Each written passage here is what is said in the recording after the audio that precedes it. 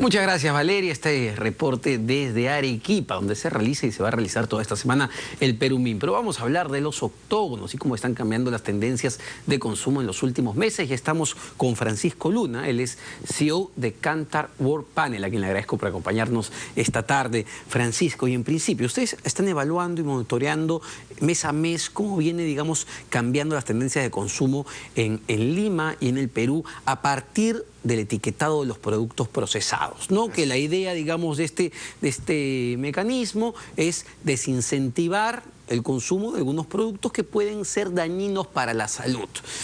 ¿Qué hemos visto? ¿Qué ha cambiado? Ok. El primer mes completo que tuvimos fue julio, el primer mes en donde pudimos medir el impacto de los octógonos, y lo que encontramos es que el consumo se cayó un 4%. Sí hubo una reacción del mercado y hubo una caída del 4%, sobre todo en autoservicios, porque recordemos que para lo que son bodegas va a ser hasta un año después. ¿Del consumo en general o del consumo de productos etiquetados? De consumo de productos con octógonos. Ok. ¿No? El consumo de productos con octógonos se cayó, sí hubo una reacción y una contracción del consumo. Claro, y ahí hay diferencias. Evidentemente hay algunos productos que se han visto más afectados que otros. Así es. Digamos, ¿cuál de las advertencias? Porque hay que recordar que son cuatro, ¿no? Grasas saturadas, grasas, azúcares... Azúcar, sodio, así es. ¿No? ¿Cuál de los octógonos es el que genera mayor temor o mayor alerta en la gente? Mira, es una buena pregunta. Lo que encontramos es que los octógonos de grasas saturadas son los que provocaron una mayor reacción en la gente y son los que más se contrajeron, alrededor de 10%. ¿10%? 10%. Pero lo interesante además, sí, fue importante, es que si agrupamos los productos por productos finales, digamos, o complementos, que es un producto final, la galleta, la gaseosa, el cereal, esos fueron los que más se cayeron, mientras que los que son complementos se contrajeron menos. La mantequilla, porque yo controlo lo que le puedo poner. Claro. Eso es lo interesante. Y de esto, digamos, que tienen grasas saturadas, me dices que los más golpeados han sido las galletas. Las galletas y el panetone fueron golpeados.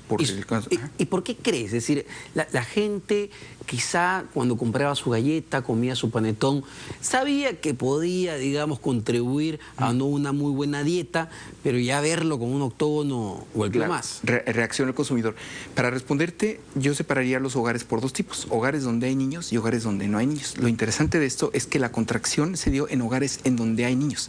Una mayor preocupación del impacto que podía haber en los niños. Entonces ahí realmente se dio la contracción, mientras que en hogares sin niños prácticamente el consumo se mantuvo.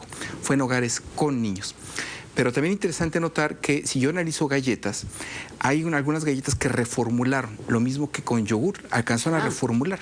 Y los productos que reformularon, en vez de caer, crecieron en ventas. Es decir, eso es un dato muy importante. Ya estamos viendo, y ocurrió en Chile cuando se implementó una medida de este tipo. Ya la propia industria se está adaptando, digamos, a estas nuevas tendencias de consumo, está reformulando sus productos. Así es.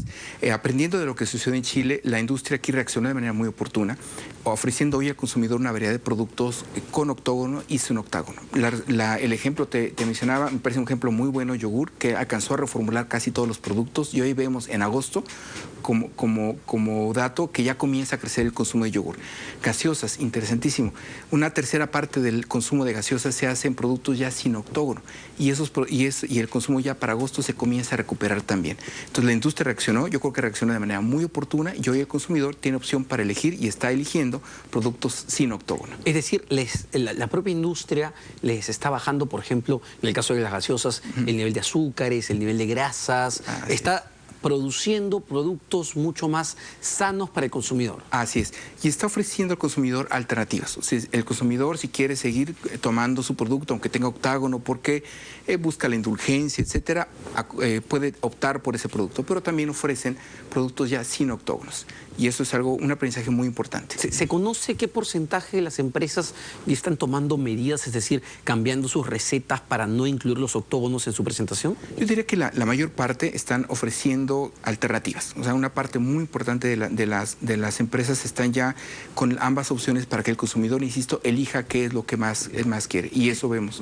¿Qué se ve ya en agosto? Porque la data que tenías es de julio, sin embargo tienen data adicional a agosto. ¿Cómo ha cambiado esto? Como una exclusiva para ustedes, les les podemos decir que acaba de justo de salir la base de agosto y para agosto vemos ya una recuperación en algunas categorías, sobre todo aquellas que reformularon y que lo hicieron a tiempo, como ya mencionaba yogur, gaseosas alcanza a recuperarse, panetón alcanza a recuperarse también y creemos que, bueno, en el futuro algunas otras categorías también podrían seguir esta tendencia. Galletas todavía no, galletas todavía vemos, sobre todo galletas dulces con el octógono de alto en grasas saturadas, que todavía el consumo sigue contraído. Pero algunas ya comenzamos a ver una reacción positiva del consumidor, ¿no? Ahora, cambiamos un poquito ya, yendo más a global, porque esto tiene que ver con los octógonos, pero en general me comentabas que las tendencias de consumo, más que tendencias, que el consumo en general de las familias ha tendido a contraerse en los últimos meses y las expectativas vienen medio frías todavía. Así es. Es de que estábamos analizando las tendencias de enero a junio y venía creciendo el consumo a niveles del 3, 4%, pero julio se cayó. Julio fue un mal mes, primero por el ambiente o el clima político que no ayudó, pero además si analizamos el empleo, viene creciendo el empleo informal y viene creciendo el empleo inadecuado, que es aquellas personas que no alcanzan a encontrar un empleo de jornada completa. Entonces no está creciendo empleo de calidad y eso hace que el consumidor sea cuidadoso con su gasto. Hicimos por primera vez unas proyecciones con la empresa Macroconsult y lo que anticipamos es que para el último trimestre del año va a haber una contracción del consumo de más del 1%. Oh, y perdón, antes de irnos al tema de expectativas, eso que julio suele ser un mes donde el consumo aumenta debido a que la gente tiene más plata en el bolsillo, la gratificación, aguinaldos, las fiestas patrias, esto debería impactar pues en un mejor ánimo de los trabajadores. Así es, y no sucedió. Se cayó 5% el consumo, fue una caída fuerte, comparando contra el mismo periodo del año pasado. Que sí, coincido, es un periodo que tiene cierta estacionalidad, pero no se observó en esta ocasión, o fue menor en esta ocasión, dado el empleo y dado el clima político que generó desconfianza de parte del consumidor. Ahora, el tema para los siguientes meses y para el cierre del año sigue siendo frío. Veía una data del INEI que el ingreso promedio de los trabajadores se cayó por primera vez en varios meses. Sí, así es. Y esto impacta directamente en lo que compro. Directamente al consumo. ¿Y qué sucede? Viene creciendo, sí viene creciendo el empleo, pero como mencionaba, viene creciendo el empleo que no es de buena calidad. Digamos, empleo informal, empleo inadecuado. Y los ingresos caen. Y los ingresos caen. Los ingresos caen, entonces la gente tiene menos poder adquisitivo y eso va a ofrecer un reto muy grande para la industria. Hoy la industria tiene que adecuarse a la capacidad de gasto del consumidor y responder con el empaque, el tamaño adecuado para que el consumidor pueda optar por sus productos. Eso, ¿qué suele pasar? Porque también cambia incluso la forma de cómo estamos comprando, los canales a través de los cuales compramos, si es que el mercado está frío. ¿Qué cambios ya se empiezan a ver en qué compramos, cómo compramos, cuánto gastamos? Ese es un muy buen punto. Lo que estamos observando es que el consumidor está comenzando a hacer compras menores, es decir, compras de menor desembolso o menor ticket para buscar ahorros y buscando productos de menor desembolso, que puede ser que a la larga el precio por kilo o litro sea mayor, pero hoy el consumidor está comenzando a premiar más el precio por litro o kilo, el desembolso, ¿no? Y eso es lo que creemos que se va a acentuar esa tendencia en el futuro. Entonces, el consumidor está buscando canales en donde encuentre la mejor alternativa de precio o el mejor surtido de los productos que hoy está buscando. Entonces, desembolso va a ser la moneda que consideramos va a mover el consumo en el futuro. Para terminar, me imagino que esto golpea más o choca más a las grandes tiendas comerciales. Es decir, si yo solía ir los sábados o domingos a hacer mis compras para la semana y gastar 200 soles, muy probablemente esté yendo más al mercadito de barrio y comprando para el día a día. Muy interesante. Fíjate que lo que vemos también es que el consumidor, las grandes superficies están optando por descuentos. Entonces, esos descuentos están atrayendo al consumidor y también empaques, algunos empaques grandes, pero que el precio también te conviene. Entonces, el consumidor está migrando entre empaques grandes por el precio o formatos muy pequeños.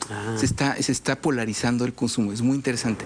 Entonces, el autoservicio está encontrando una beta para crecer y, por otra parte, el canal tradicional también a través de pequeños formatos. Perfecto, Francisco. Muy interesante esta data que nos trae sobre las tendencias de consumo y cómo están cambiando a partir de lo que vemos en el mercado. Es verdad, un mercado laboral todavía frío y los ingresos cayendo a nivel promedio. Esto impacta directamente en qué compramos, cuánto compramos y dónde compramos. Nos vamos a una pausa. No se despeguen, venimos con más.